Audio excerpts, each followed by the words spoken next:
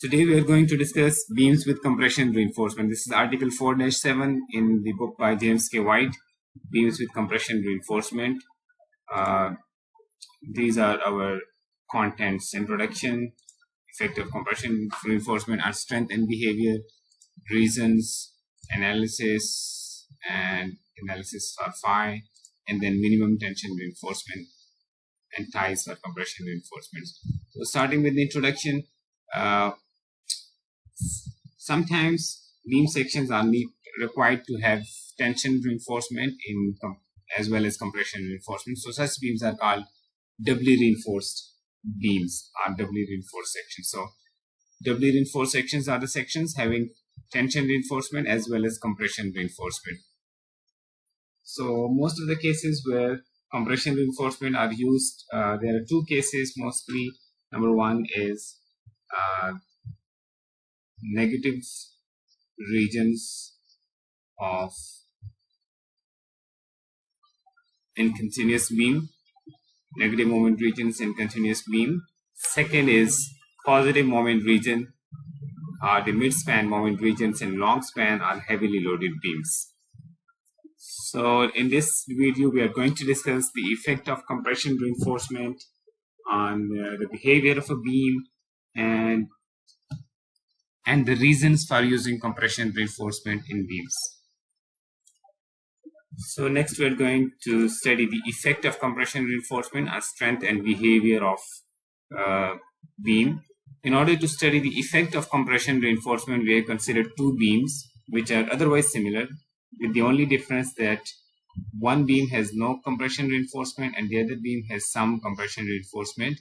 The area of compression reinforcement is represented by AS prime, the centroid, just like we have D distance, which is the distance from extreme compression fiber to the centroid of the tension steel, is D distance. Similarly, we have a term called D prime.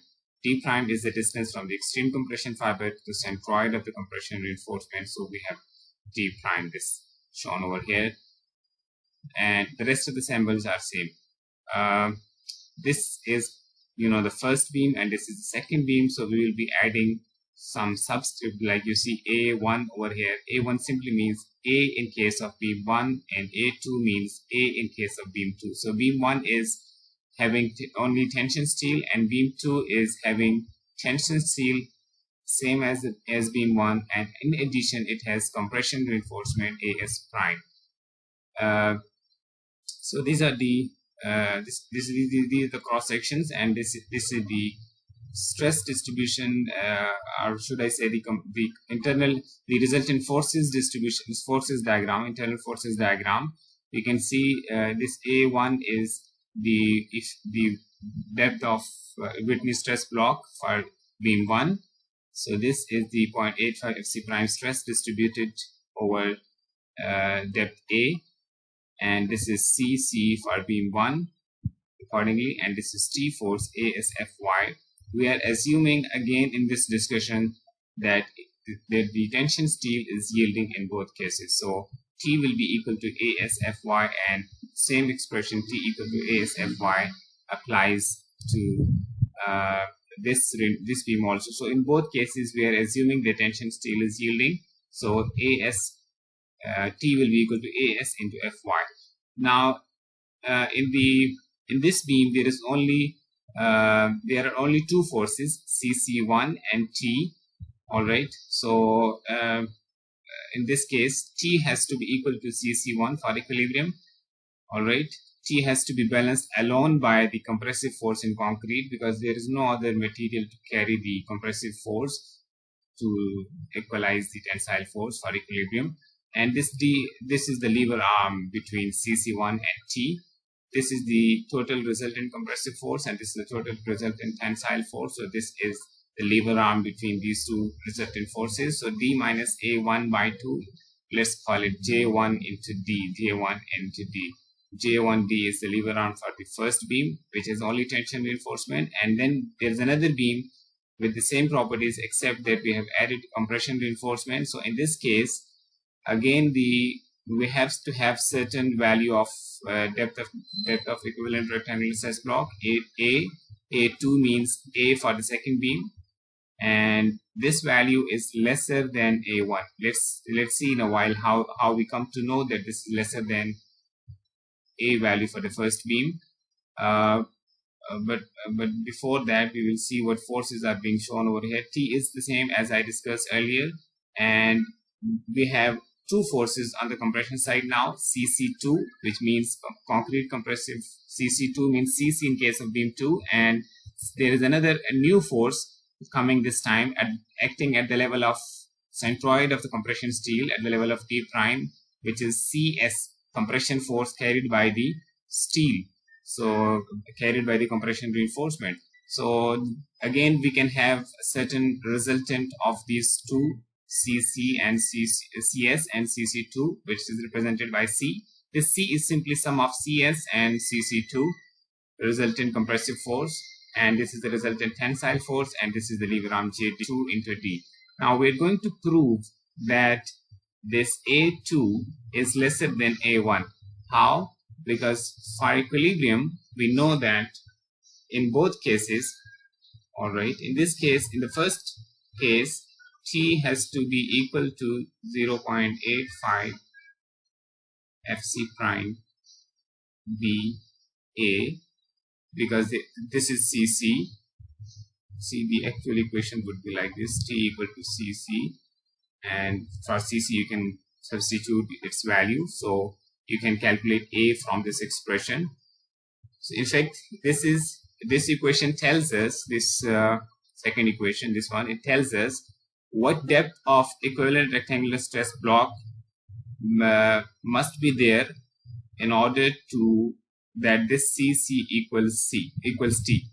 What should be the depth of A so that it equals the tensile force? Look, this tensile force is a constant ASFY based on the assumption that tension steel is yielding. So you know that we can calculate this A from this equation.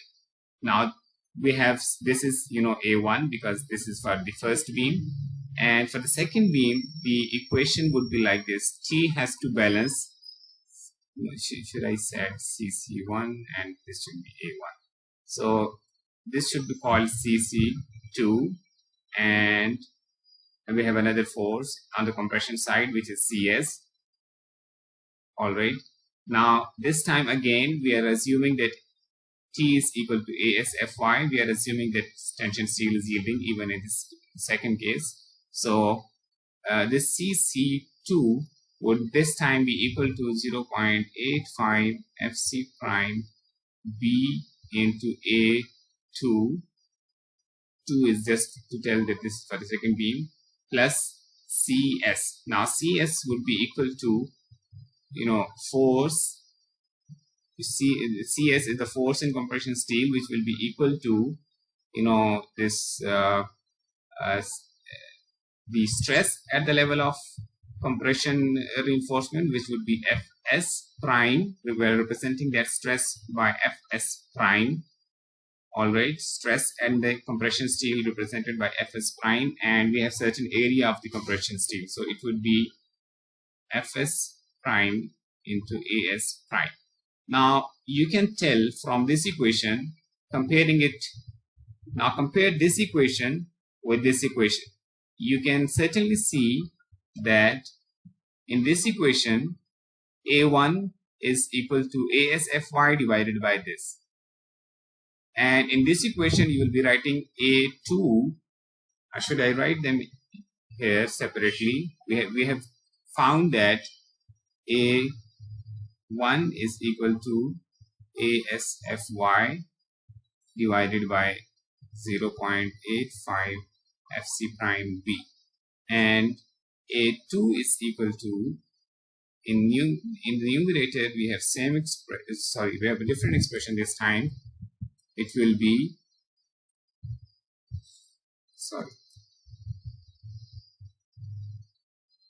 ASFY minus Fs prime As prime and divided by same denominator. So what do you think? Which which of these two is greater, A1 or A2? Naturally, A2 will be a smaller value, so A2 is lesser than A1. And this is also very apparent if you see in this second case, we need a smaller depth of equivalent rectangular stress block so that the answer for this would be equal to ASFY, because now we have some contribution from concrete in compression. So the contribution from required from concrete is now reduced. So that would mean a reduced value of A. So here we can see A2 is lesser than A1. Now, if A2 is lesser than A1, now we know that A is equal to beta 1C. So it means A2 can be written as beta 1C2, and very similarly we can write A1 as beta 1C1, and that means C2 is lesser than C1. C2 lesser than C1 accordingly. So now if you look at the moment capacity of both cross sections, this cross section has, now if you see, the moment capacity of the first cross section would be given by Mn equal to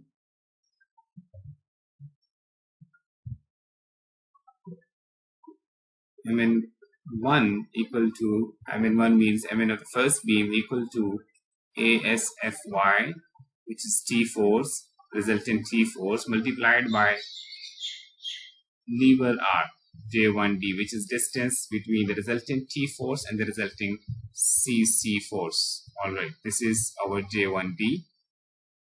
And in the next, for the second beam, we have Mn2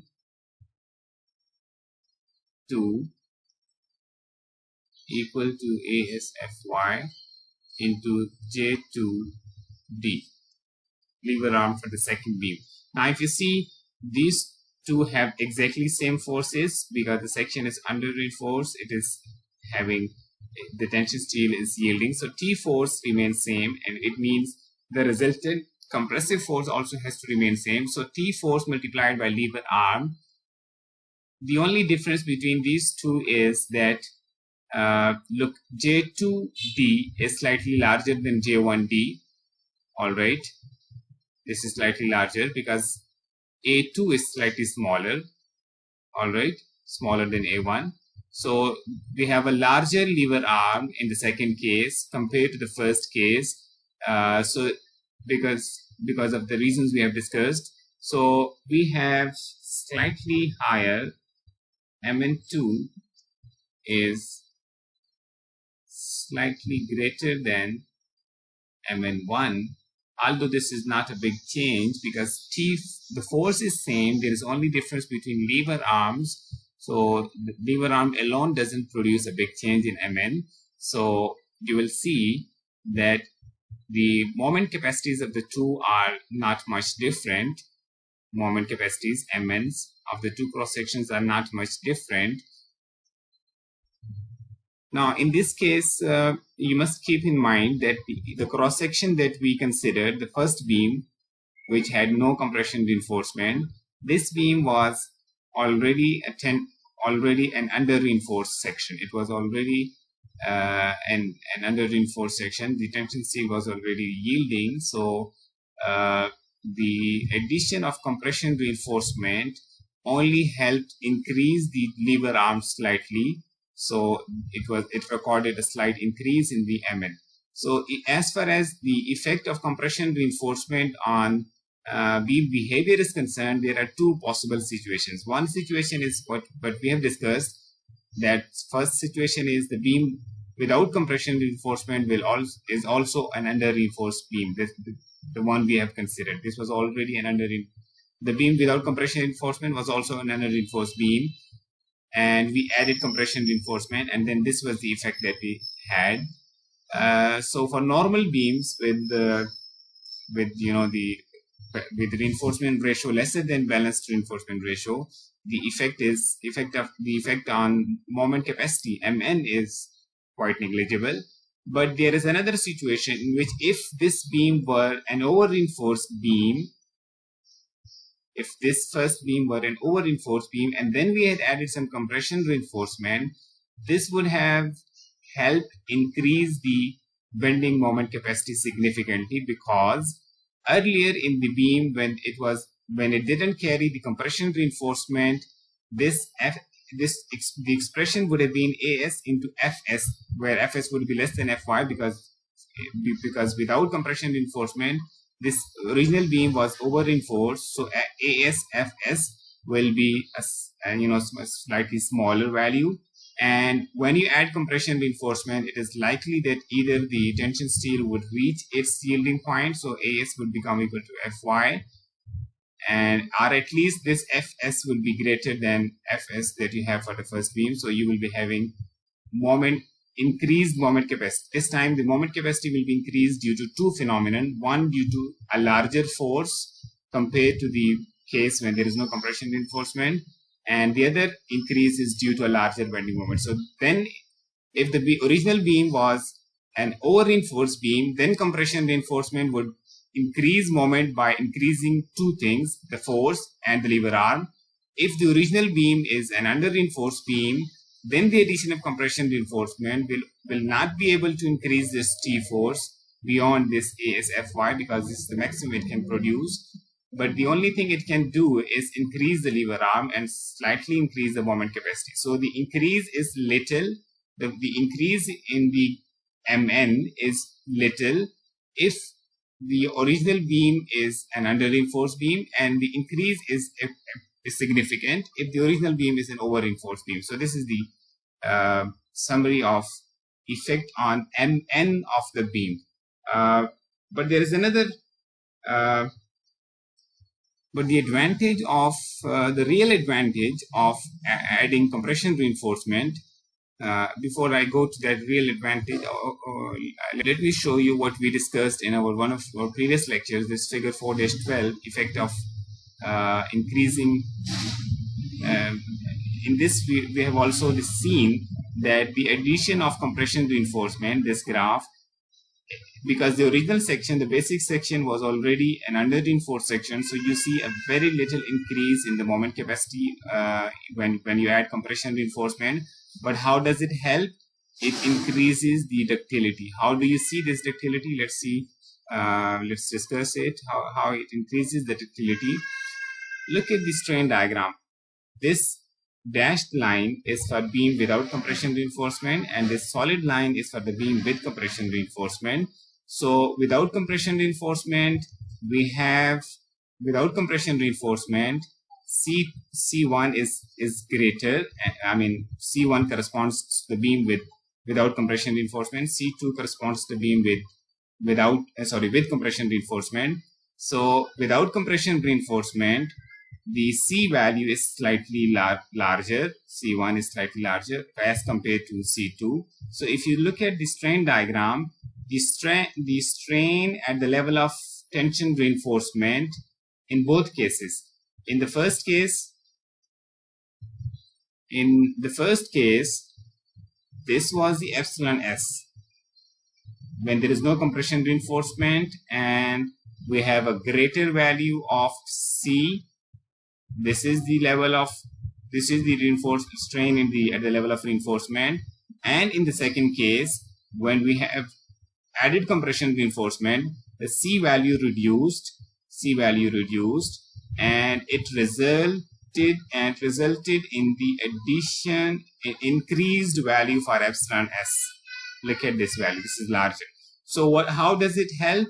The addition of compression reinforcement, even if the original beam is an under-reinforced section, it increases the strain at the level of tension reinforcement, which is in fact a measure of ductility. So increased ductility is observed. You can also see that this second beam, if you compare this angle and this angle, curvature phi. If you compare phi for this beam without compression reinforcement this is, phi 1 would be equal to 0.003 divided by C1, and phi 2 will be equal to,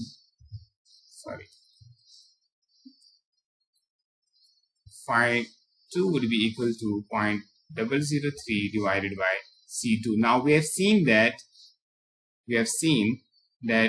C2 is lesser than C1. This is a lesser value and this is a bigger value. So in this case, in the first case, you will be getting, क्योंकि हम बड़े value से divide कर रहे हैं, we are dividing by a bigger value. Denominator is larger in the first case, so you will be getting a smaller value for the second one. So you can say that phi 2 will be greater than phi 1. And that how do you translate this? Which means the second beam, you see, for the second beam with compression reinforcement, the strain, if you compare the phi values at the level of, at nominal conditions, phi values for these two beams with compression reinforcement and without compression reinforcement, if you compare their phi values corresponding to the nominal conditions, that is strain of 0.003, epsilon C max equal to 0.003, then this beam with compression reinforcement has a larger phi values compared to the basic section. In fact, we would say that this beam with compression reinforcement is more ductile than the beam without compression reinforcement. So addition of compression reinforcement definitely gives you more ductility. Whether it increases the bending, the nominal moment capacity of the section, it depends upon the original section. If the original section is an under-reinforced section, the addition of compression reinforcement will give you little increase in moment capacity. If the original section is over-reinforced section, it will give you an appreciable increase in the moment capacity. So this was the effect of compression reinforcement on strength and behavior. Next, we will see the reasons, common reasons for providing compression reinforcement. The first one is reduced sustained load deflections. What we mean by sustained load deflections, in fact, we are referring to creep. Creep is a general term. Creep is, the increase in deflection due to sustained load. So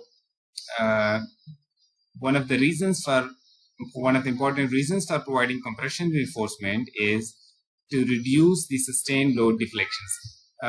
In one study, 3 beams were experimentally tested.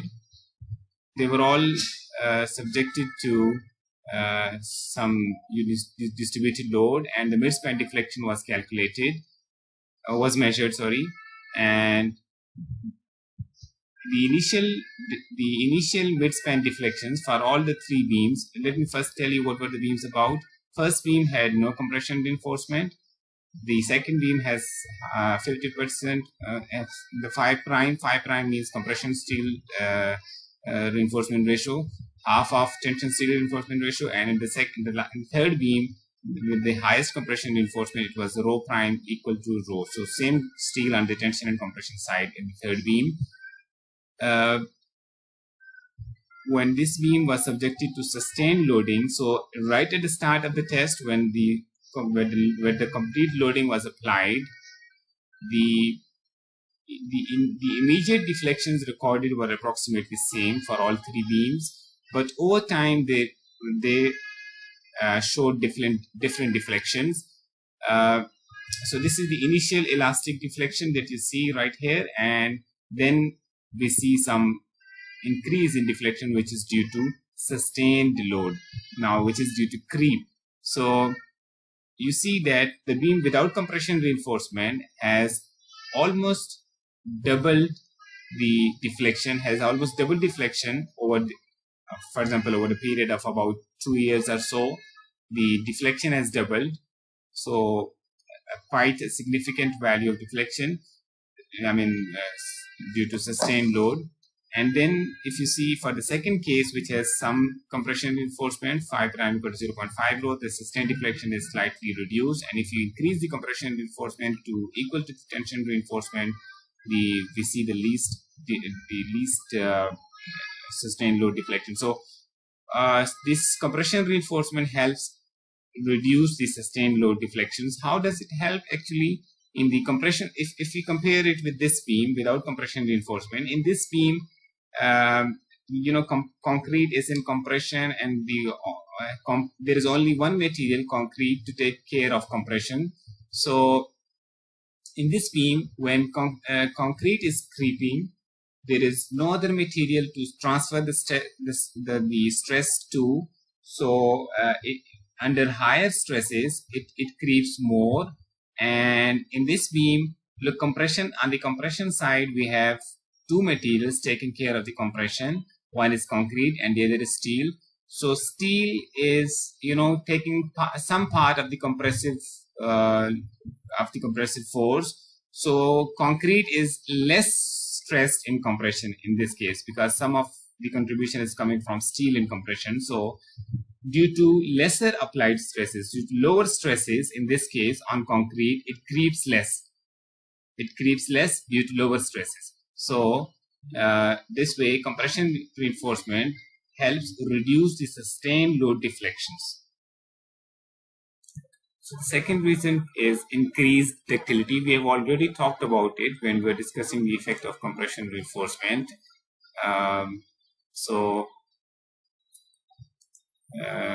Let's recall it.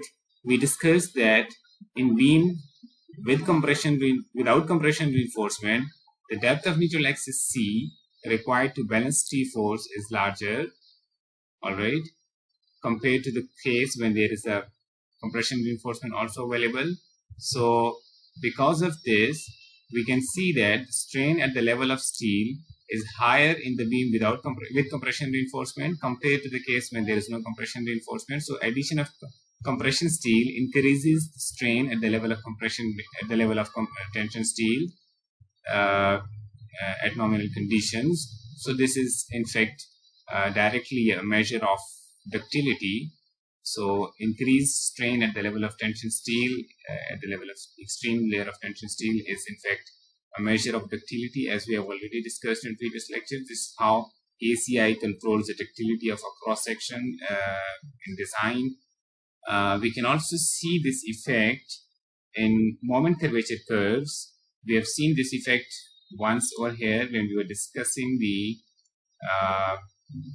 these diagrams, when we were discussing the effect of compression reinforcement on the behavior of the beam represented by moment curvature curve. Let's have a detailed go deeper into this relationship. Let's go deeper into the effect of compression reinforcement on the moment curvature curve. This is a normalized moment curvature curve. What I mean by that, instead of plotting Mn on x and y axis, we have plotted Mn over Fc prime Bh square, because look, Mn is in the units of, for example, kip inch. Let me take you to this part. Mn is in, kip inch, let's say. Fc prime is in kip per inch square, and B is in inch, and H square is in inch square. So you will see that these two can be cancelled out, and you will be having kip inch divided by kip inch. So this will be, a unitless quantity. You call it normalization. So this would be like, simply a fraction, 0.1, 0.2, and so on. And on x-axis, we have, instead of plotting curvature is in units of, 1 over inch, if you're measuring distances in inch. And if you multiply it by h, it would be in inch. So you will be having inch per inch. All right, inch per inch. And if you multiply by 100 to convert the answer into percentage, just as you do in case of strains, you can have strains in inch per inch, or you can have strains in percentage. So you could have curvature into h in terms of inch per inch, and here we are not showing it in inch per inch, we are showing it in percentage. So this is how we have calculated the horizontal axis. So in fact, the basic calculations are same. Mn and phi are to be calculated, and then these are the these are the next steps that you can do. Divide Mn by this quantity, and for curvature multiply by h, and then multiply by 100 to convert it into percentage. So the basic procedure is same. The shape of the diagram should be same, m and phi. In this diagram, the strain hardening zone of steel has not been neglected. So instead of going straight after yielding, we have considered the effect of strain hardening zone. All right, so that's why you have seen that after yielding we have some significant increase in the moment in the moment capacity. And so there are three beams being compared. One has no compression reinforcement, rho prime equal to 0. Second has rho prime equal to 0.5 times rho. And third has rho prime equal to rho. So if you see the first beam, which is the basic beam without compression reinforcement, only tension reinforcement, the moment capacity has slightly increased, but this is normally ignored because we will be taking this straight part after the yielding. So this is normally not considered. This increase in moment capacity is not usually considered because it happens at a very large value of compression curvatures and very large value of deflection. So in design, we go straight. We consider the diagram to be straight. But look at just compare the ductilities of the three cross sections. The cross section with rho prime equal to rho is seen as to be much more ductile than the other two cross sections. So especially this cross section. So moment. So the one very important reason for using the compression reinforcement is that it increases the ductility of the cross section as apparent from these graphs. So where do we need increased ductility, or where do we need this kind of behavior? One is that if the section is like more ductile, it will allow more redistribution of loads from the excessively stressed regions. We have discussed this when we were discussing the ductility topic, when we were discussing the tension control section and compression control section. We have talked about this a lot. And the other situation where you could require increased ductility is maybe a seismically active zone, seismically active region in which you would require higher ductility to dissipate the energies from the seismic loading. So this is how doubly reinforced beam would be useful. Now the third situation where you could require compression reinforcement in beam is when the original cross section is an over reinforced section. What I mean to say is the original cross section is failing not by yielding of steel but by compression of by crushing of concrete. So before in an over reinforced section, concrete crushes before tension steel reaches the yielding point. So addition of so this beam would behave, such a beam, over reinforced beam would have normalized moment curvature curve like this. As you can see, as soon as it reaches this point corresponds to the crushing of concrete. As soon as concrete crushes, steel has not yielded, steel has crushed, so the beam would abruptly fall in its capacity, and yes, this is a very brittle failure, not desired. So what you can do is add compression reinforcement. For example, add 50% of the tensile and maybe 100% of the tensile. So this is the behavior that you can obtain. Add sufficient reinforcement in the compression zone so that the concrete would stay intact, and because the contribution required from concrete would be lesser in case you add compression steel.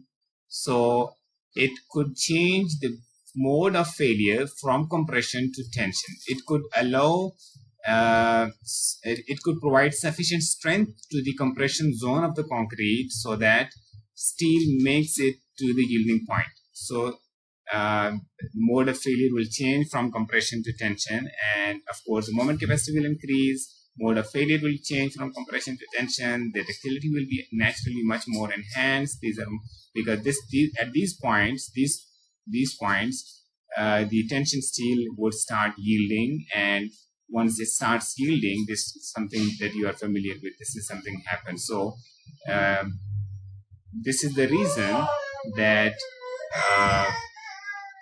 ACI code requires that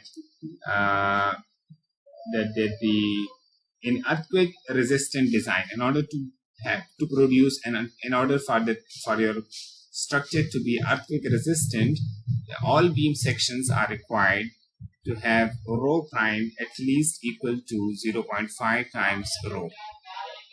So this is not for usual situation for producing earthquake resistant design. All right.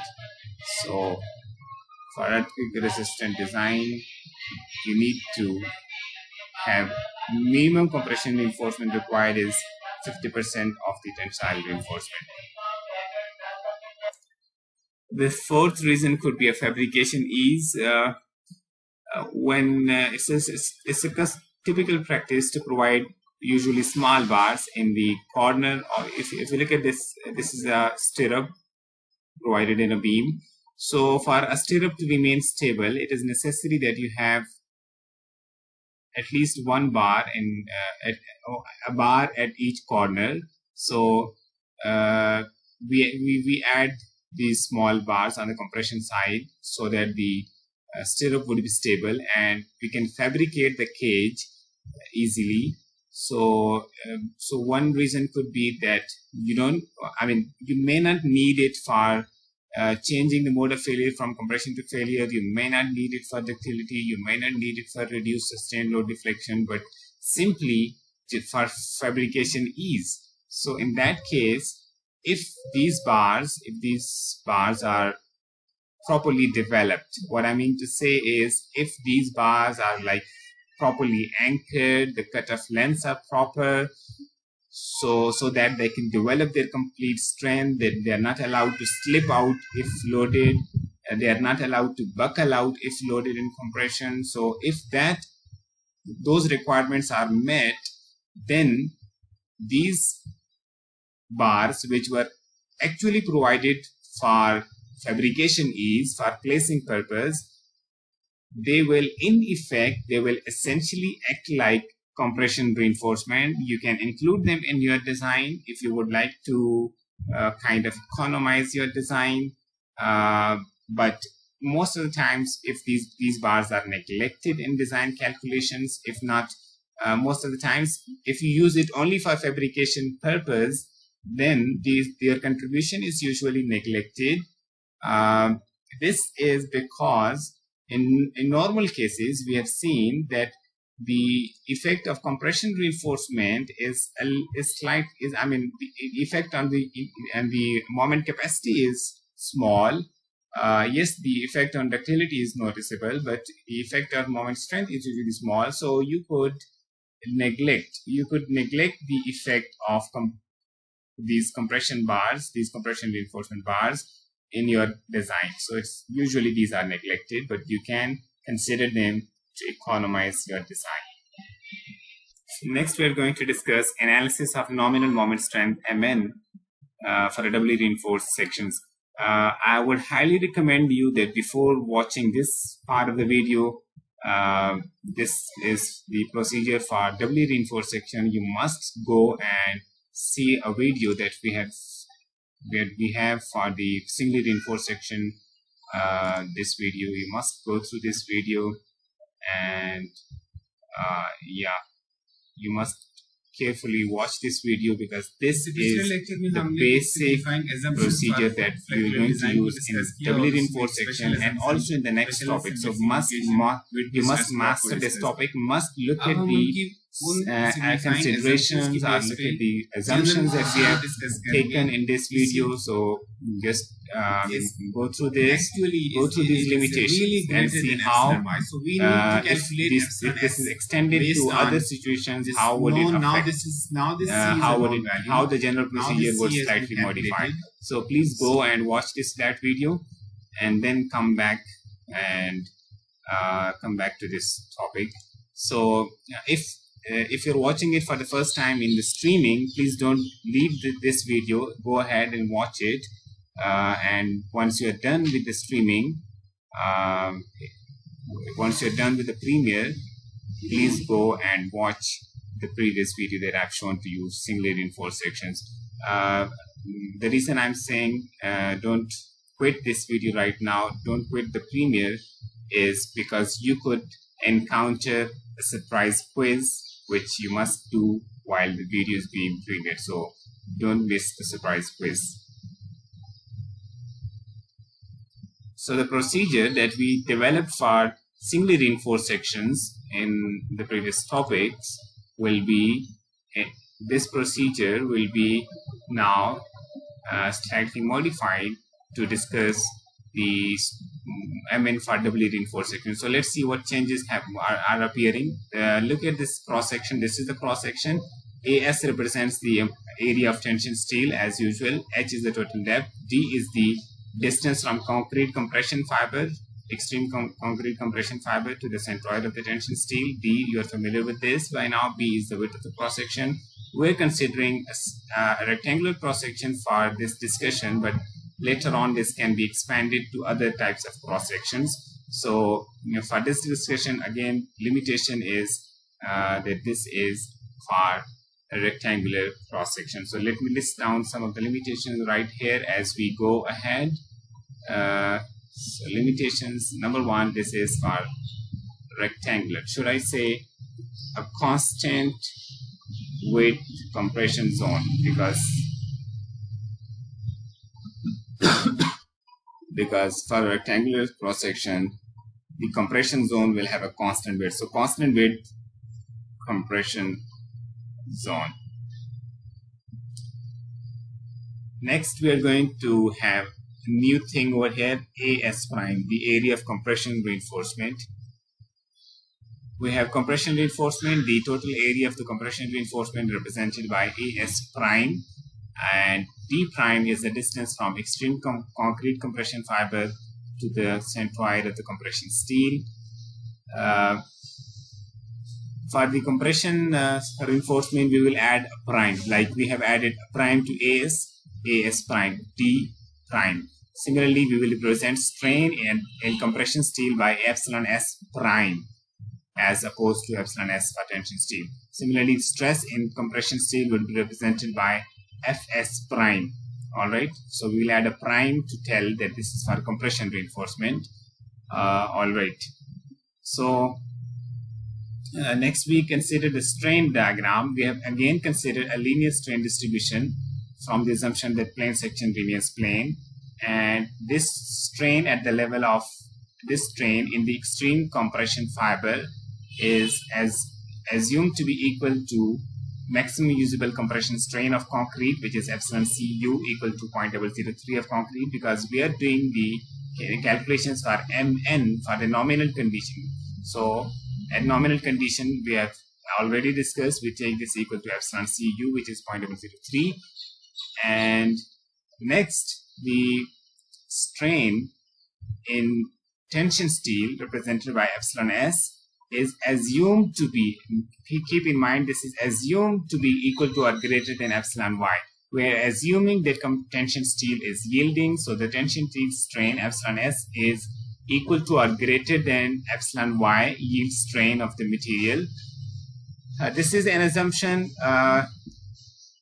Yes, we don't know the exact value of epsilon S, the exact magnitude of epsilon S. This is just that it is greater than epsilon Y, and this is also an assumption. So we are assuming another reinforced section, and then of course we will be verifying this assumption as we did for singly reinforced section. So epsilon S is equal to or greater than epsilon Y, and this is the magnitude is unknown, so it means if this epsilon s is an unknown, it means c is also an unknown at this stage. We have shown c, but we don't know the magnitude of it. So c is an unknown in this case because this is not known. So c is an unknown. Additional unknown in this case is this epsilon s prime, strain in compression steel.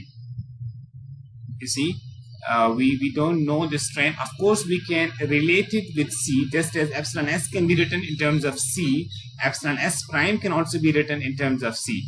How? By considering these two triangles, one the bigger triangle and this smaller triangle. So if you consider, we can write down an equation for epsilon s prime in terms of C by considering the similarity of triangles. I was referring to these two triangles. Let me show you these triangles separately. One is this one, and the other one is this larger triangle. So if you see, maybe find it a little bit.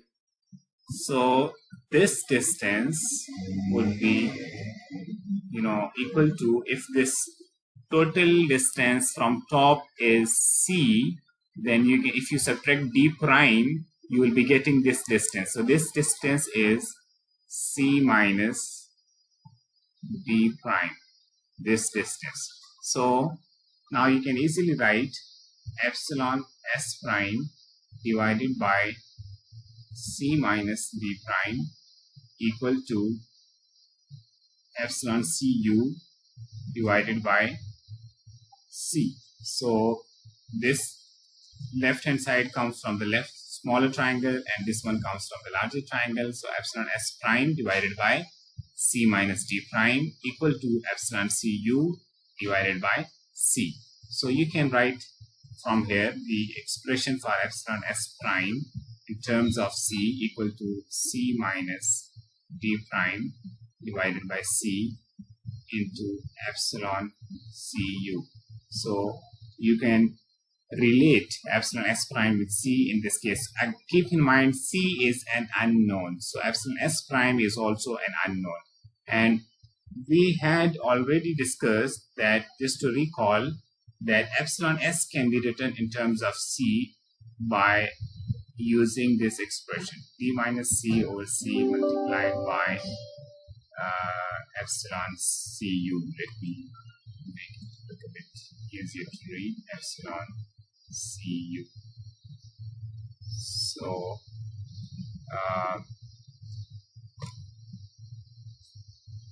this was a strain at the centroid of the tension steel. This is strain at the centroid of the compression steel. Both are in terms of C. So C is an unknown. That's why epsilon s is an unknown. Epsilon s prime is an unknown. So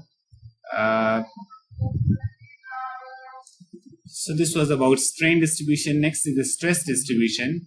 So two things are the same as we discussed previously. One is that we have replaced the actual compressive stress distribution by Whitney stress distribution for 0.85 Fc prime constant stress for uniform stress over a depth of A equal to beta 1C. We have already discussed this. Beta 1 is, there are equations for beta 1 we have seen. So it is the same factor, beta 1.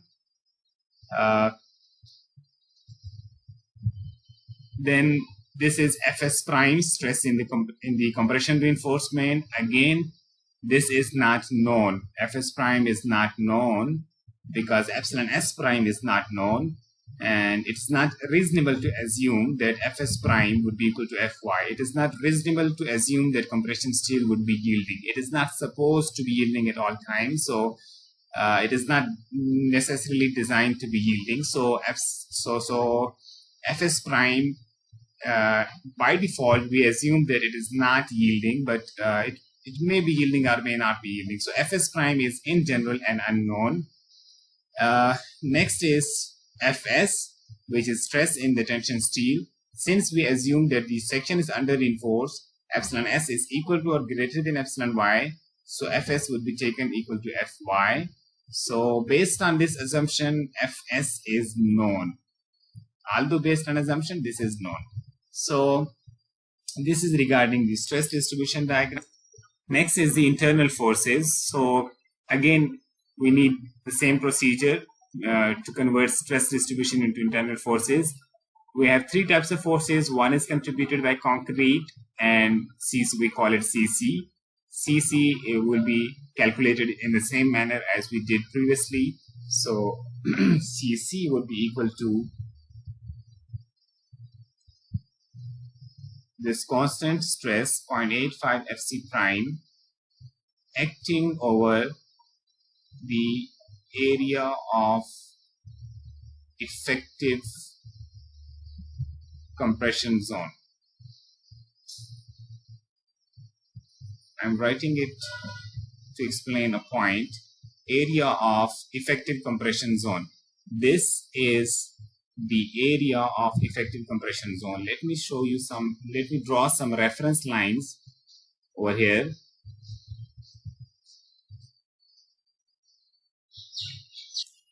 Now, if you see, I have extended this line of neutral axis over back to this cross section, so you can see where the neutral axis lies in the cross section, the actual depth of neutral axis, and then the depth of the Whitney stress block is represented by A, and I have shown this distance by a red line to tell you that this is the level up to which the effective stress block would be acting. So this distance is A.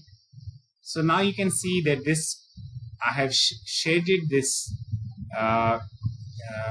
this zone with the red color. This red shaded zone is the effective compression zone. Now you see that we have some compression reinforcement embedded in the same zone. So strictly speaking, we should multiply, while calculating CC, we should multiply 0.85 Fc prime with the exact area of effective compression zone, because this 0.85 Fc prime is, corresponding to concrete material. This is something we're doing for concretes. We're calculating CC. So we should be multiplying it by the area of effective compression zone, of course, but where concrete is present. So that the exact calculation would require you to take CC equal to 0.85 Fc prime into effective area would be BA minus the area occupied by compression reinforcement. This is the area occupied by compression reinforcement. So you need to subtract this area from otherwise a rectangular area BA. So this would give you the exact value of CC. And I'll be coming back to this calculation of CC, but let me first tell you about other forces. Some designer would choose to neglect this neglect this effect. I mean, some designer would simply write CC equal to 0.85 Fc prime BA, neglecting this AS prime, because this is a smaller area compared to BA, but still the exact calculation would require CC equal to what we have written over here. Next we talk about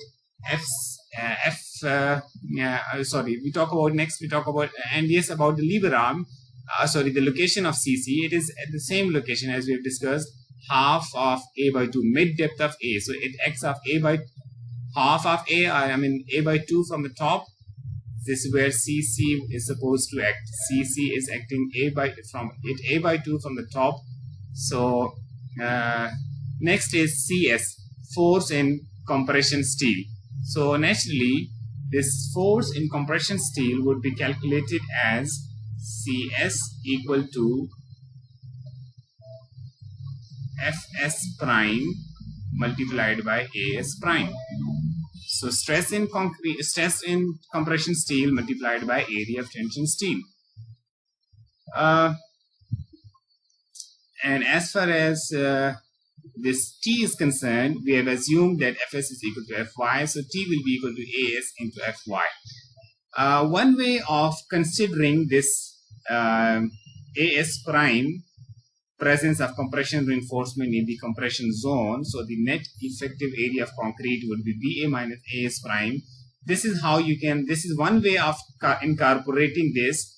The other way, which is, well, the other, why I'm going to talk about the other way, because in this case, although I said CC would be acting at A by 2 from the top, well, this is true only if there is no compression reinforcement present at the top. There is all concrete in the effective compression zone. Only in that case, CC would be acting at mid height.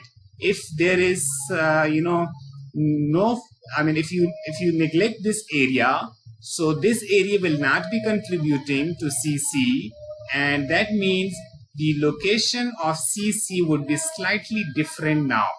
I hope you can understand this. All right. The other way to consider the effect of presence of compression reinforcement in the compression zone is that you take CC equal to, so the other way is, sorry. So the other way to consider this effect is that you take CC equal to 0.85 FC prime BA. All right, not subtracting AS prime from BA. And instead, you consider this by considering reduced stress for compression reinforcement. Now, I think this should make sense. We have, look, if I tell you how to calculate the sum of, in this case, in the first case, the sum would be sum, I mean representing the sum by C equal to CC plus CS. You agree? So CC is 0.85 FC prime BA minus AS prime, all right, plus FS prime into AS prime. You agree? Now, next we can open this up expression 0.85 FC prime BA minus 0.85 FC prime AS prime plus FS prime into AS prime. Now, what you can do next is that write this down first term as it is 0.85 FC prime BA, and for the second part, can you just consider that we have a common term over here, AS prime here and AS prime in this term, so we can consider AS prime as common. So taking AS prime common, you can write FS prime, sorry, FC prime, FS prime minus 0.85 FC prime. This is the sum of CC and CS, total compressive force, resultant compressive force. Now you could, so look at this term and look at this term. We have done exactly the same in our alternative way of incorporating this effect. We have taken CC equal to 0.85 C prime BA, this one, and we have taken CS equal to exactly this expression. So this way, I mean the second way, this which you see on the left, is more effective. It helps it more effective because if you take CC equal to 0.85 C prime BA and to account for to acknowledge the fact that CC is actually slightly lesser than this value, because BA is not the total area on which 0.85 C prime is acting. So you take slightly, you kind of overestimate this value. So in order to reduce the,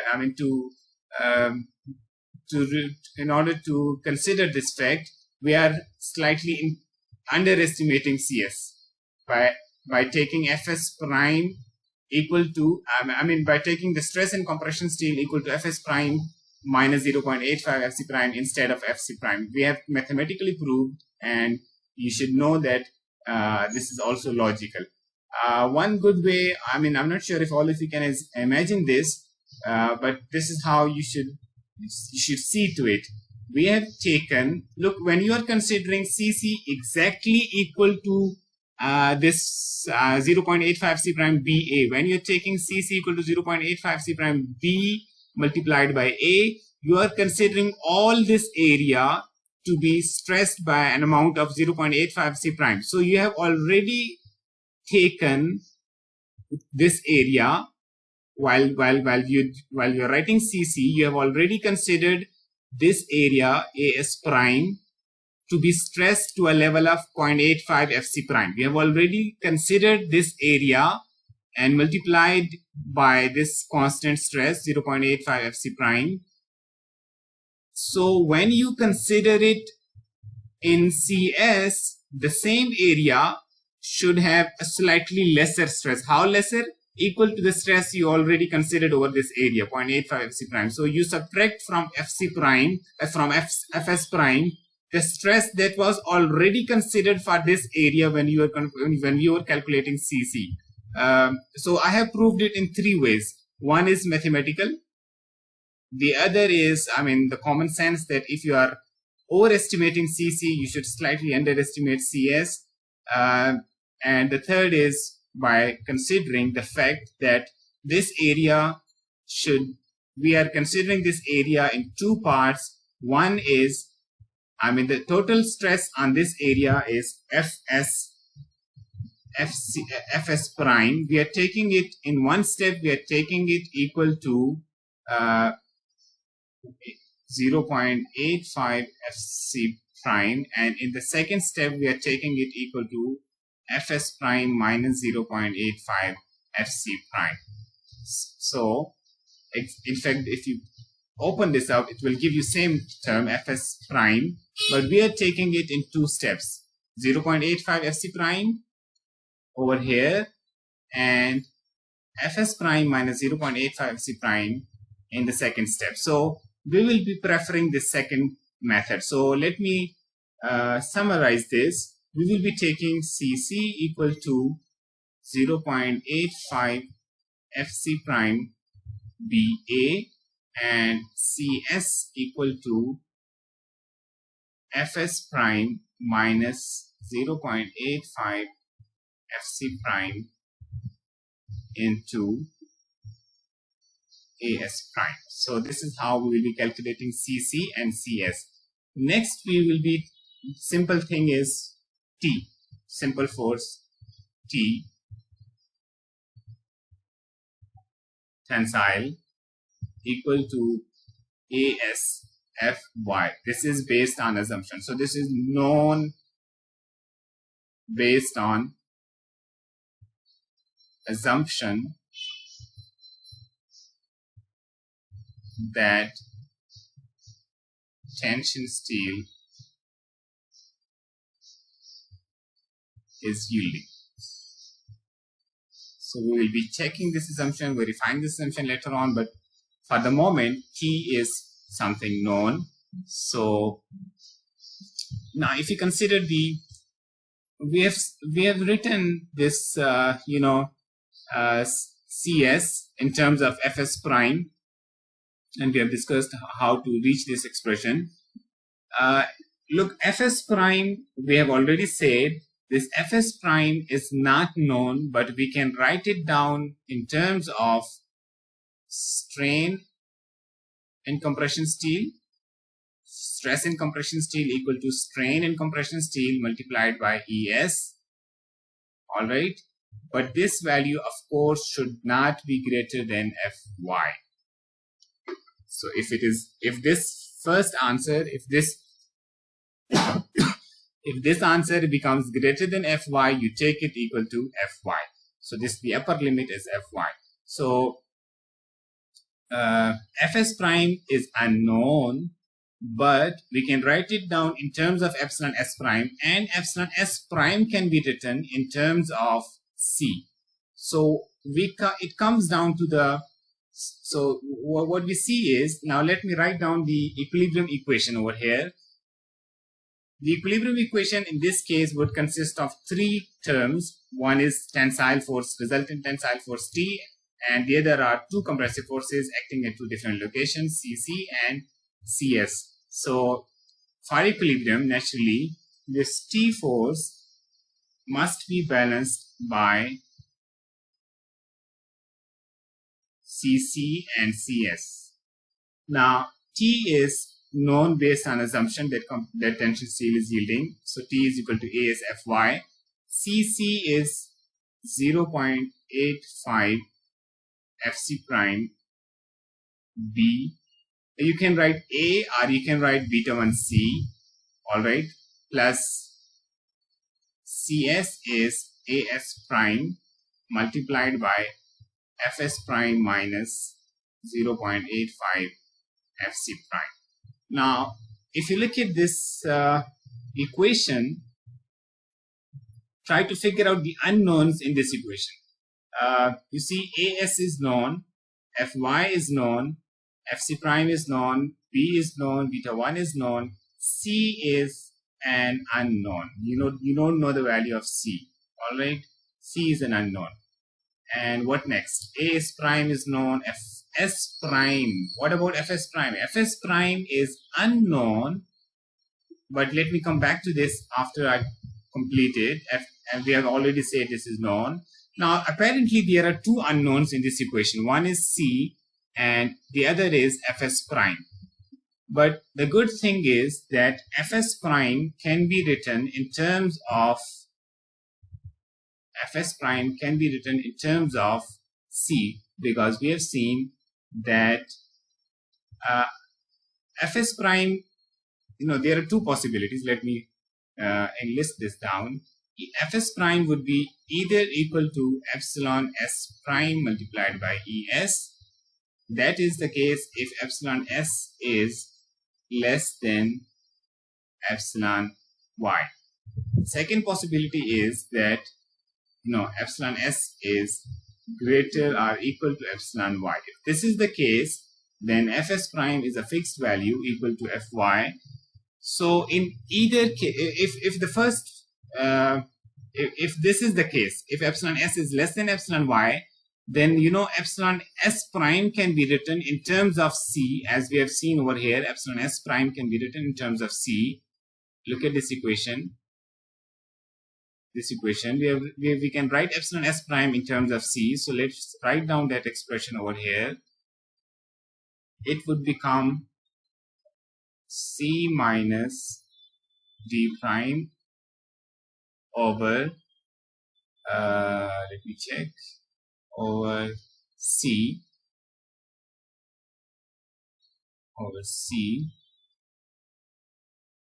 into epsilon Cu. This is the value of epsilon s prime, and if you multiply by Es, you get Fs prime. All right. So in the second case, it is a fixed value Fy.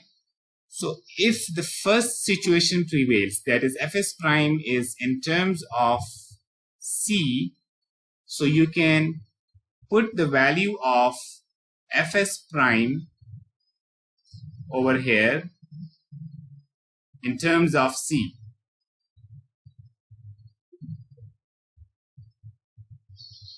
In that case, you will be having, now since Fs prime will also be in terms of C, so the only unknown in this equation would then be C. But of course, this will be a higher order expression, perhaps a quadratic expression, and this quadratic equation would be like not so easy to solve. So the other possibility is that Fs prime is equal to Fy. So what would be the procedure? Take Fs prime in terms of C. Take Fs prime in terms of C, put it over here, and solve for C. Now immediately check, once you have your C value, check the value of fs, check the value of epsilon s prime, because once c is known, let me list this down. How could you solve? Put fs prime equal to epsilon s prime into es, which is written as c minus d prime over c into epsilon cu multiplied by ec. Let me simply write it as es.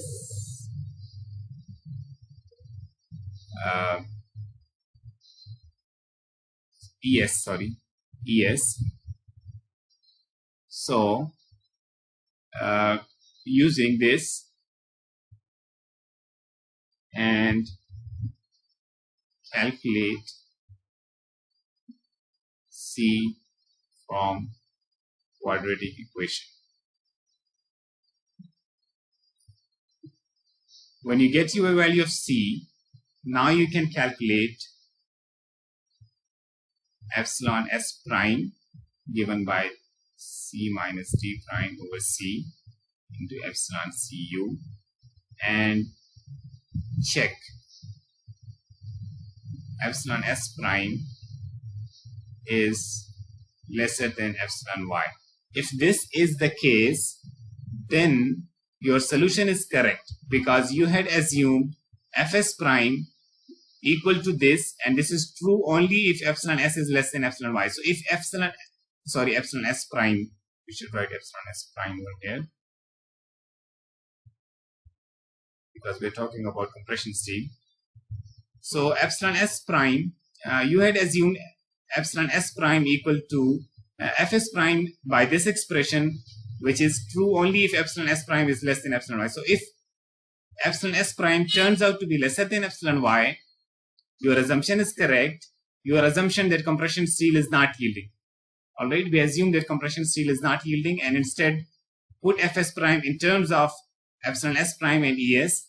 So if this assumption, if epsilon s prime comes out to be lesser than epsilon y, then your assumption that compression steel is yielding, your assumption that compression steel is not yielding would be confirmed. Next, you will, but if it comes out to be like, now there are two possibilities. Let me show you. Epsilon s prime could be lesser than epsilon y. In this case, you're okay.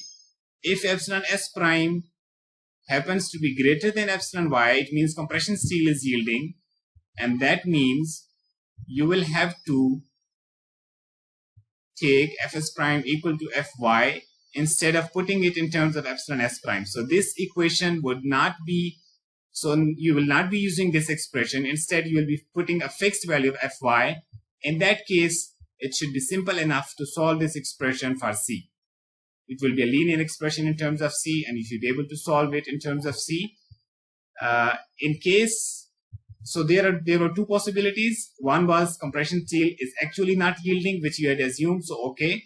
And the other case is that a compression steel is yielding, and you had assumed that it is not yielding, so you need to revise by putting fs prime equal to fy. Some people would prefer another way. They would assume that compression steel is also yielding, and they would put fs prime equal to fy and calculate c, and then check that epsilon s prime is really greater than epsilon y, and that they would check that compression steel is yielding. So they would go that way. You can assume this situation or this situation, but then you have to confirm your assumption. In any case, since compression steel, most of the times they are not yielding, so it is reasonable to go with this assumption and later on verifying it. In any case, you will be having a c value of, and you will be having some confirmation regarding fs prime, and then at the end you will check.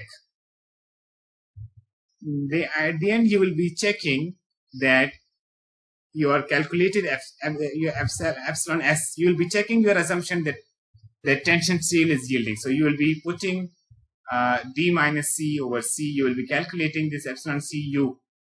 You will be calculating epsilon s and making sure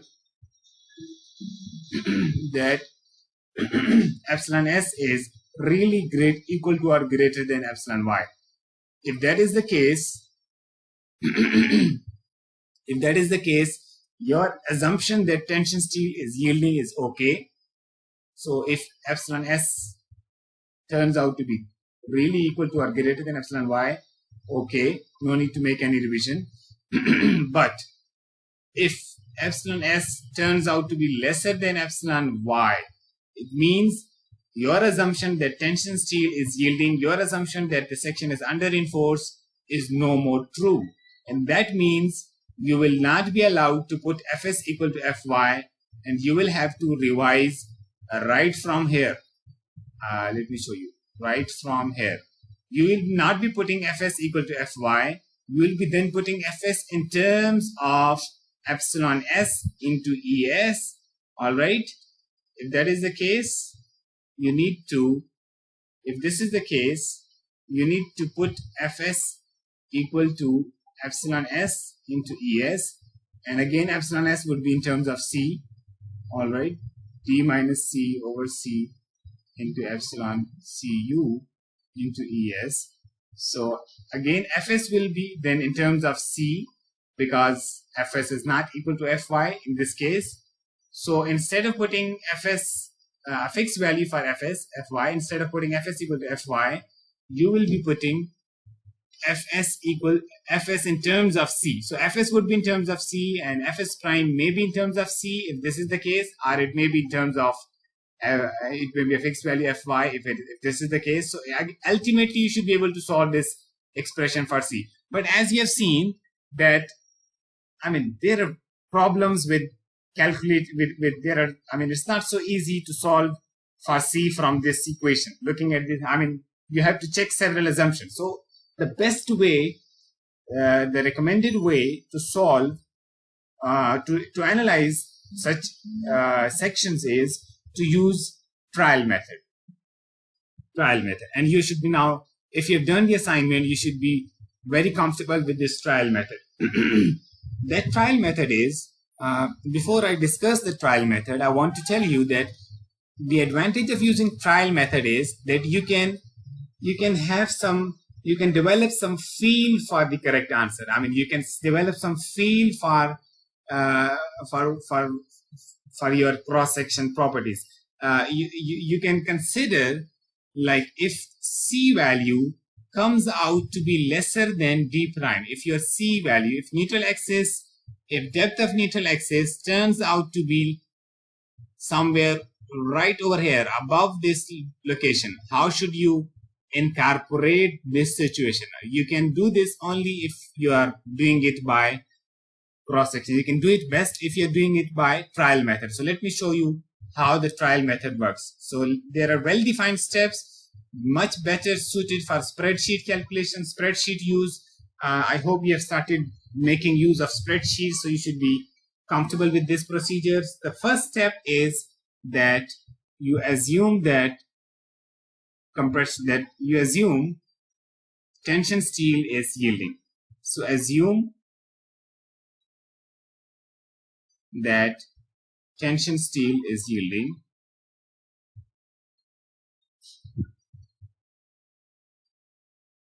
And that means you are actually assuming that epsilon s is equal to or greater than epsilon y. So, okay, next, you will select a value for the neutral axis depth, C. Start with the value. I mean, you have to select a value. Select a value, or you can say this is also, you can say assume a value of C. All right. The depth of neutral axis. Now, a good starting value, I mean, just to get you started on the trial, a good starting value would be take C between,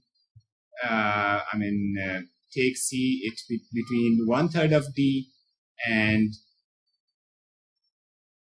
1/4 of D. This will help you reduce the number of trials. Now, once you have selected a value of C, the depth of neutral axis, although this is a trial value of C, but let's assume for a moment that this is a correct value of C. So once you know C, Now everything else will become known. For example, you would be knowing, because once C is selected, next you can calculate everything else. What I mean by everything else, you can calculate epsilon s prime using the expression that we have discussed, C minus D prime over C multiplied by epsilon Cu, and take this epsilon Cu equal to 0.003. So you will be able to calculate epsilon C prime based on C selected. All right. Next, calculate compression steel stress. So next step is to calculate compression steel stress, Fs prime. So it would be equal to, we have already discussed it, either epsilon s prime times Es, or it will be a fixed value of Fy, depending upon the situation. So if epsilon s prime is less than epsilon y, the above value, this value we have calculated, if this value is less than epsilon y, you apply this equation, or if epsilon s prime is equal to or greater than epsilon y, then Fs prime would be equal to Fy. In any case, you will be able to calculate Fs prime. All right. Next, you are going to calculate the compression steel force, Cs, equal to As prime,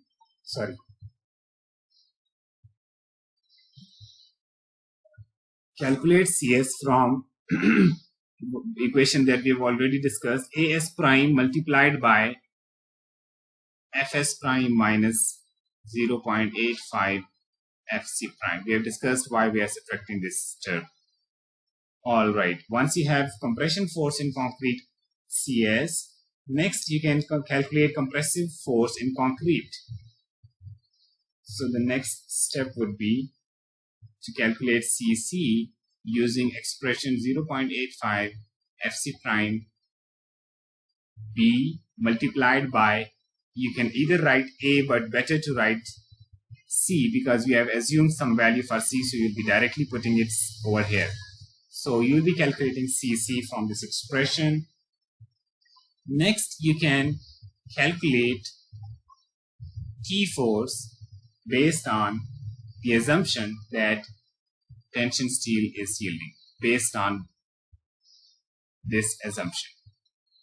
So now you know T force, although this is based on assumption.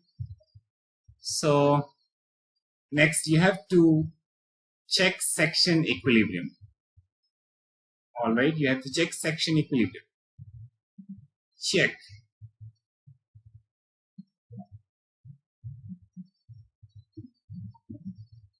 T should be approximately equal to Cc and Cc plus Cs. All right, and the difference, as per James K. White, the difference should be less than 5% of T. All right, the difference of the right hand side and left hand side should be lesser than 5% of T. All right, on spreadsheet you can reduce this difference to close to 0%. So okay, so there are two possibilities. If one possibility is that, possibility one is that T is equal to, approximately equal to Cc plus Cs. In that case, just go ahead. In that case, your assumed value of C is correct and the tension steel yielding, this assumption is also correct. If you have satisfied the section equilibrium. All right. If you look at the above equation that we were trying to solve using quadratic equation approach, this was based on this section equilibrium. We wanted to find such value of Fs, such value of C, and such value of Fs prime that would satisfy this section equilibrium. So it's all about satisfying this section equilibrium. All right, finding values, such values of these parameters that this section equilibrium is is enforced. So you need to satisfy section equilibrium. If section equilibrium is satisfied, it means everything was done correctly. If you remember the steps that we discussed for plotting the moment curvature diagram, the base of that was, there we used to call depth of neutral axis, we used to represent it by x. But if you remember, if you have done the calculations, the only thing that you need to satisfy for a particular point in the moment curvature curve, for a particular value of epsilon c max, the only thing that you need to that you had to satisfy was section equilibrium.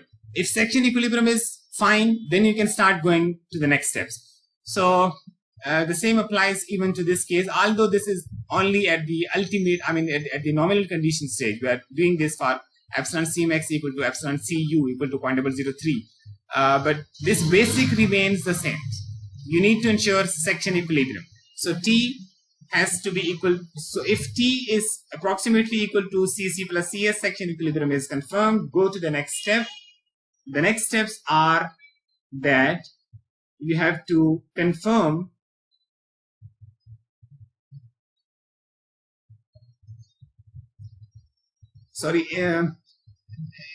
the satisfying of this section equilibrium, getting this T approximately equal to Cc plus Cs, this only confirms that C value was taken correctly.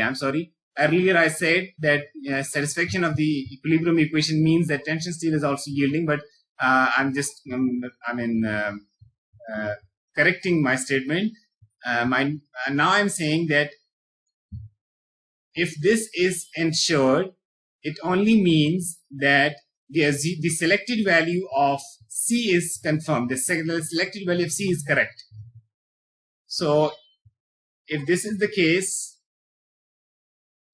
C trial is equal to C, all right, correct value. Now, based on this, next you will be confirming that tension steel is yielding. How would you do that? Confirm that tension steel is yielding, and that means confirm that epsilon s is equal to or greater than epsilon y. You can calculate epsilon s from expressions that we have discussed several times. Okay, so just confirm that tension steel is yielding. Now, if let's assume that that epsilon s turns out to be greater than epsilon y, your assumption is confirmed. Next, you are going to calculate. So again, even though we can say that there are two possibilities, one possibility is that epsilon s is really greater than epsilon y. In that case, you are just going to calculate mn. You will be calculating mn, and for mn you can take the centroid of tension steel as the center of moment. Any convenient point can be taken. Let's take centroid of the tension steel as moment center. So the T force will not appear in the equation, only Cc and Cs will appear. So in this case, we will be just writing down Mn equal to Cc multiplied by its lever arm d minus a by 2, and you add Cs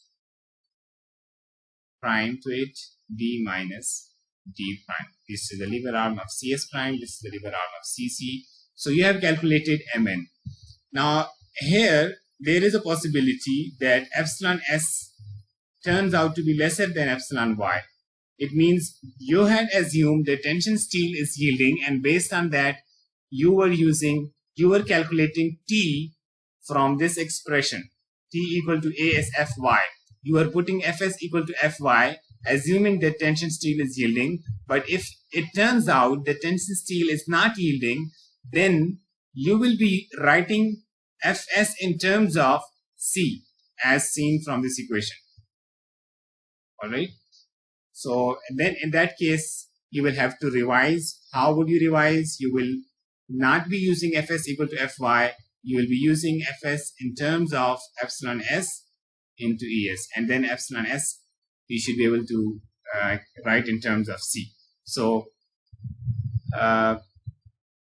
this is what we have discussed. Now we have up to at this point we have discussed one possibility. That possibility is that you have found your equilibrium is satisfied. T is approximately equal to Cc plus Cs. If this is the case, then you go this path. But if this is not the case, I mean T is not equal to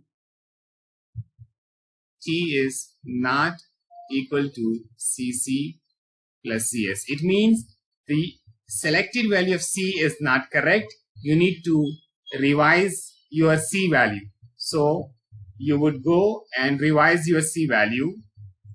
But there are two possibilities. Now what should you do? Should you increase your C value or should you decrease your C value? So there are two possibilities. Look, one possibility is that this right hand side is greater. Or let's talk about this. One possibility is that T is greater than Cc plus Cs. All right. If T is greater, it means you need to take, in the next trial, you need to take a larger value for C. Why? Because a larger value of C will increase your Cc value, and earlier this was a lesser value, and now by taking a higher value of C, you could, I mean, you will decrease the difference between T and this right hand side. So if T becomes greater than this, take another value of C should be, you should increase the C value of C. And if the other situation prevails, I mean, if T is lesser than Cc plus Cs, it means this right hand side is greater. So you need to try a smaller value of C. With some practice, you will start seeing this effect. So don't worry about this. Once you have revised your C value, the loop starts again over here. You will be here with the new value of C, and then all these calculations will be refreshed. At each step, you will be checking FS. You will be revising these calculations, and again, when you reach over here, you will be performing this check. If this happens to be the case, go ahead, calculate the capacity after confirming the tension steel is yielding. If that is not the case, again check what should be done. Should I increase C? Should I decrease C? So based on this, you should keep on making trials until you pick such a value of C that this section equilibrium is enforced. So although looks cumbersome using paper and pen, but if you're using a spreadsheet, this is really quick. This is really quick. And last point that I want to mention over here is that there is a possibility. So what if C turns out to be lesser than D prime? All right, let's see what does it physically mean. If C is lesser than D prime, what does it mean? That, look, this is your, I mean, this is the level of compression reinforcement. Right now we have taken C greater than D prime.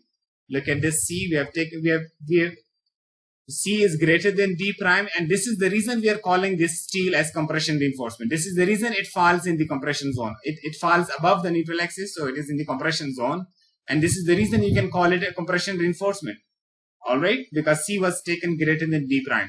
Now, if C happens to be somewhere over here, I mean, if C is lesser than D prime, then you will have a very small region for the compression reinforcement in case of a rectangular beam, or for whatever case. If C happens to be lesser than D prime, this reinforcement which you were thinking to be a compression reinforcement is in fact in tension. It is not working in compression.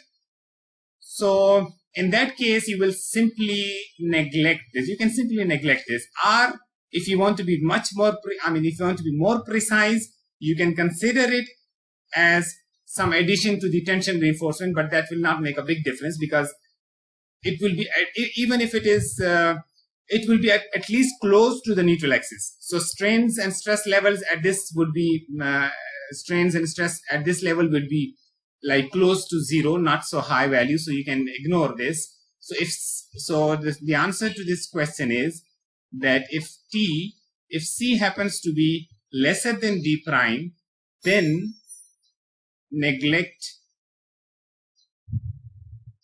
the, I should call it so-called, because it would no more be acting as compression reinforcement. So in that case, neglect the compression steel. All right.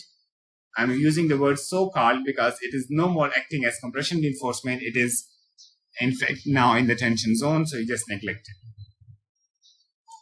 it. In your book, there's a flow chart given which summarizes this discussion that we have done for the trial method of finding analyzing the doubly reinforced section. So this is how it goes. Assume epsilon s equal to or greater than epsilon y. Select a value for C, and then calculate epsilon C prime based on the selected value of C. And what next? You calculate Fs prime. All right, based on this equation, and make sure that it is not exceeding Fy. Then calculate force in compression steel, SCS prime, using this expression, using Fs prime from above, and As prime is something already given, Fc prime is something known. So Cc can also be calculated based on this. C will be coming from this cell. All right. And then you can calculate T force equal to A is Fy based on the assumption that the tension steel is yielding. And then you can compare, is T approximately equal to Cc plus Cs? If the answer is yes, go ahead, check your assumption that tension steel is yielding epsilon s equal to D minus C over C into epsilon Cu. And if this comes out to be true, calculate Mn based on this. All right, if this comes out to be true, calculate Mn based on this. If this happens to be false, it means your assumption that tension steel is yielding is no more true. And then instead of using T equal to A as Fy, you should insert a cell of Fs somewhere over here and calculate that Fs in terms of C. All right, and use that expression over here. And then you can start making these checks again. Once this second equilibrium is enforced, you will stop making iteration and come to this point Mn. Now, if the answer for this is no, there are two possibilities as we discussed. One possibility is that T is greater than this side, so you need to reduce, if T is greater than this, it means you need to increase C so that this Cs prime would, so that the Cc would increase, and then this can start equating this T. All right, so increase C and repeat. All right, so and the other possibility is that T turns out to be lesser than Cc plus Cs. In that case, you will decrease C and start over here again.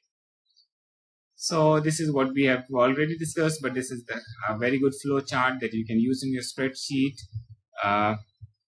So next we are going to discuss the phi calculation for doubly reinforced beam. It is exactly the same procedure as we have discussed for singly reinforced beam. So phi is based on epsilon T, as you remember. I highly recommend you to go and watch this video. Tension control and compression control sections. Go watch this video, and this would be really helpful if you haven't watched it before. So coming back to our discussion, phi is based on epsilon T, so you will be calculating epsilon T. It is equal to dt minus C divided by C multiplied by epsilon Cu. Now this dt is distance from the extreme compression fiber to the extreme layer of tension reinforcement. We have discussed it in detail in that lecture. Please go and watch that lecture if you haven't watched by now. But yes, if you are watching the premium, if you're watching the premiere, please don't leave the premiere because you can expect a surprise quiz ahead. So based on this epsilon t we have discussed, you can calculate phi. Based on this, you can calculate phi. So phi would be equal to 0.9 if epsilon, if section is tension controlled. All right, it will be equal to 0.65 if section is compression controlled, and it will be interpolated from formula we have already discussed if it is transition zone section. So go ahead, watch that lecture, and yeah, you can revise it. This is what we have discussed already. 0.9 for tension control section, and these values for compression control section. And if it is a transition zone section, then this is general formula. And for grade 60, we have obtained this formula. So for grade 60, you can use this. All right. So this is something we have already discussed. Let's go ahead to the next step. Next is minimum tension reinforcement. This is a separate step, a separate section, and then the other is this question is regarding ties for compression reinforcement. So minimum tension reinforcement is the same criteria as we have already discussed for singly reinforced beams. So go ahead, watch that part when we were discussing cracking moment. Yes, we were discussing. So that criteria remains same. So I'm not going to repeat that. Next small part of the topic is ties for compression reinforcement. We have discussed that compression reinforcement can take part in the taking care of the compressive forces in the compression zone. So as you are aware of a phenomenon called buckling. So due to buckling, the compressive reinforcement can buckle out, and it can spall off the layer of concrete above or below it. So it can cause damage to the beam. Naturally, that will be not acceptable. So you need to enclose it in ties. What I mean by that, you need to have these ties. Is something that we use in case of columns, but when we use some bars as compression reinforcement, just as we use bars in columns mostly as compression reinforcement. So there is a possibility that that the bar which is in compression can buckle. So these ties, when you have ties at some specified spacing, then the chances of buckling are reduced. So you need to design these ties. What should be the spacing? What should be the diameter? And what should be their shape? This is a topic which we cover in columns. But in case of beams, when you're using some bars as compression reinforcement, as you can see, for example, if these top bars are being used as compression reinforcement, you also need to, even in beams, you need to make sure that they are restrained by some reinforcement, which is often called stirrups, because those are actually used for shear reinforcement. But in case you're using these bars as compression reinforcement, you need to have these ties. You need to have these ties in order to make sure that these bars will not be buckling out of concrete, out of the beam. So you need to specify the requirement. You need to meet the requirements of ties if you are using these bars as compression reinforcement. If you are neglecting their contribution for example, if you're using them just as hanger bars, just for placement of concrete, you're not considering them in your calculation. So in that case, you don't need to provide ties. All right. So this was the theory part. Let's go quickly to the numerical problem. But before going to the numerical problem, here is a surprise for you. I'm going to display you the surprise quiz, which you're going to answer using Microsoft Teams. I have already posted that quiz to your Microsoft Teams. Go to Microsoft Teams, open Microsoft Teams, go to that quiz, and keep that quiz open. I'm giving you a few seconds so you can go and open that app if you haven't opened already.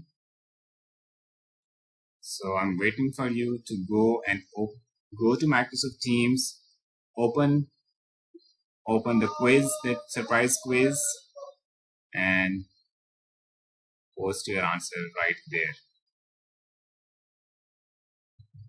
Okay. I'm assuming that you have opened the Microsoft Teams. I want you to keep it open right in the start of every video when you start watching the premiere. But if you haven't opened already, I hope you have opened by now. So here is the quiz. Addition of compression steel to a beam section. Guess what? The ductility of the section. Does it increases the ductility? Does it decreases the ductility? Does not change. Post your answer there and you will get the grade. Here is 1% of this weightage.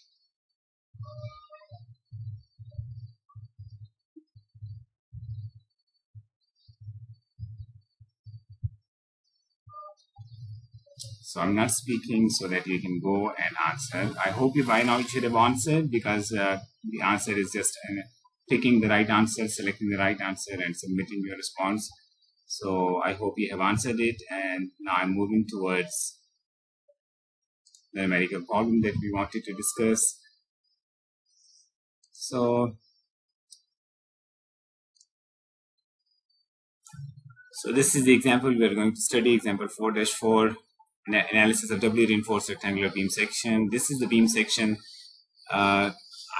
H is 20 inch, B is 12 inch, and there are 6 number 9 bars as shown over here on the tension side. And the difference this time is that we have now added 3 number 9 bars. This is other, except for this new reinforcement, compression reinforcement. Except for this, we have the rest of the cross section, the rest of the properties of the beam are exactly the same as we have seen for one of our beams in our examples. If you look at the third beam in that example,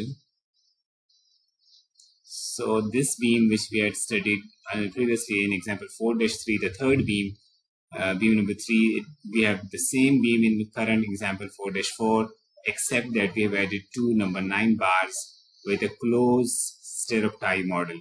This time these are open, these are not being. So earlier we had neglected these 2 bars because they were not, they were not constrained, they were not tied by the stirrups, so they were not really capable of performing as compression reinforcement because there are chances of buckling. So this time we have cross section which is having closed this closed tie.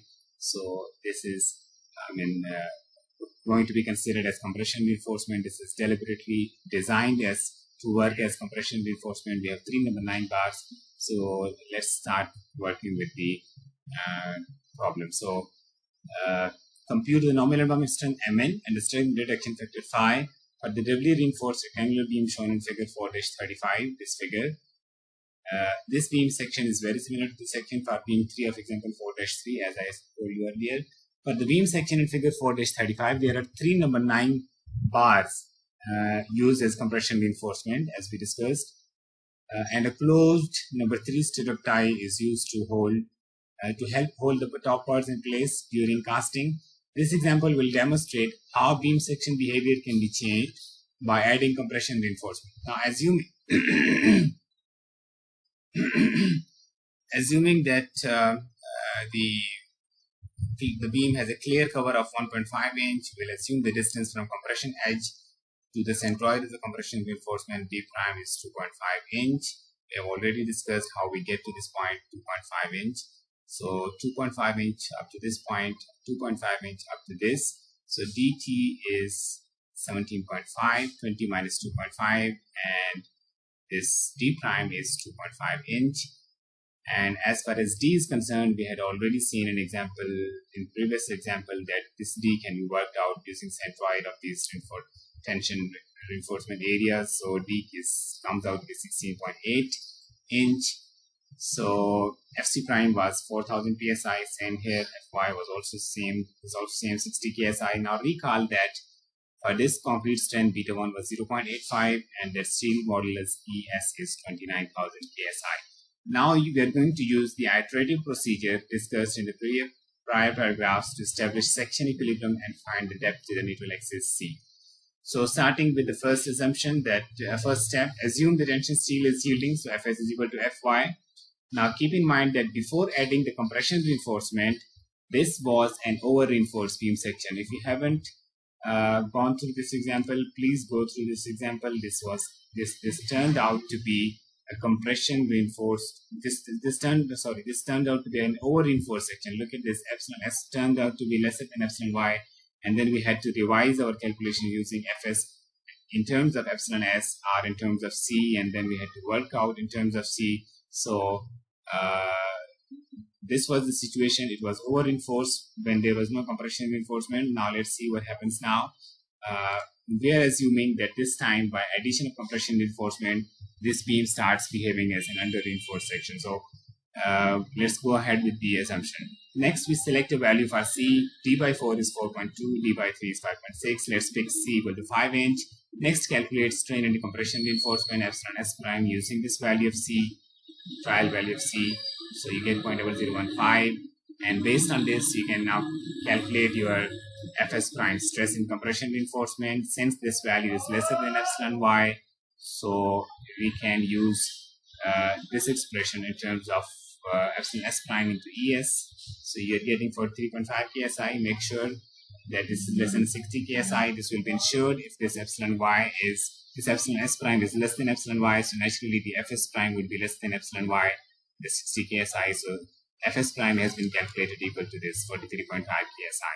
Now force in compression reinforcement, as we discussed, the formula S prime is given 3 number 9 bars. Each number 9 bar has 1 inch square area, so 3 into 1 makes 3 inch square. And as far as this is concerned, we have discussed Fs prime 43.5 from the previous step, and 0.85 Fc prime. We have the Fc prime value equal to 4 ksi, so 0.85 into 4 becomes 2.4, and this is your answer for CS 120 kips.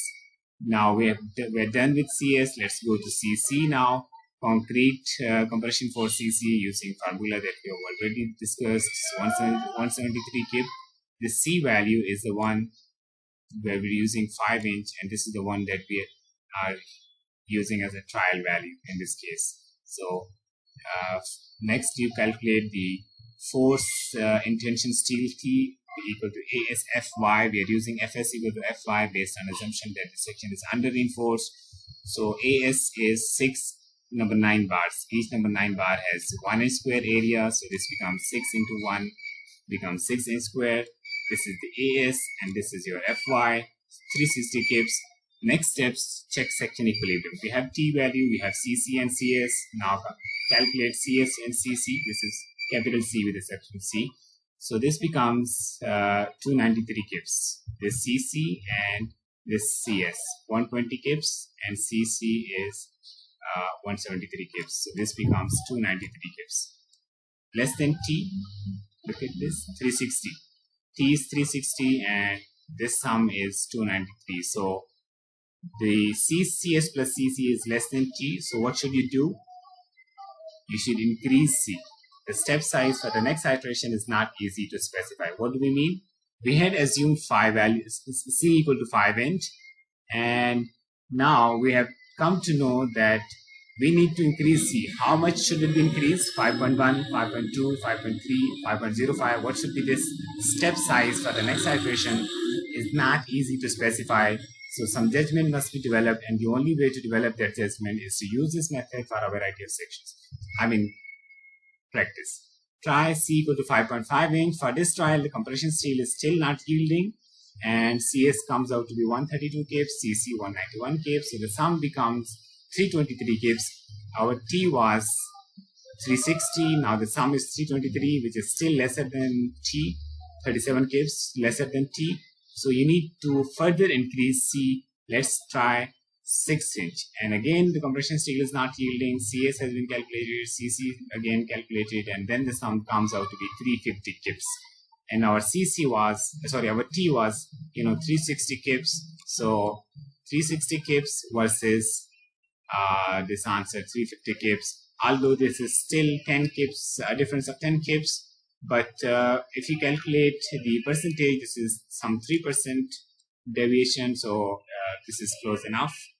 If you're doing it manually, this is, I mean, you can stop here, but if you're using your spreadsheet, of course, you can get as close as possible, like 100% almost. Confirm the tension steel is yielding using equation 4-18. You just put the value. You must be having at the end of these iterations a confirmed value of C. So using that C value, you can check your assumption of under reinforced section by calculating epsilon S, which will become equal to 0.0054 greater than epsilon Y. So this is the assumption is okay. Assumption is confirmed. Next final step is to calculate Mn using the equation that we had already discussed. Just put the values that you have known. I've just found this turns out to be 416 kip feet. So this is just about, if you want to be more concerned about accuracy, the more exact answer is C equal to 6.2 inch. Although we tried, the last value was 6 inch, and for that the percentage difference was 3%. So if you want to find a refined value, further refined value, you can try C equal to 6.2 inch. This will give you a much better, closer